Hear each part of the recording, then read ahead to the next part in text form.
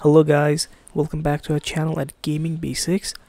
Once you have installed Valorant, let's say you want to play with your friends. And to play with your friends, you need to add them.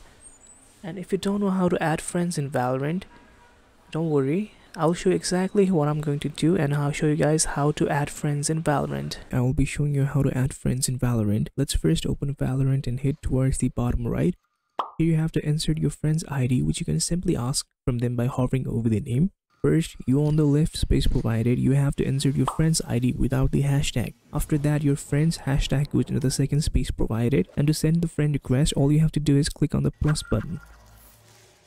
So, this is how you add friends in Valorant.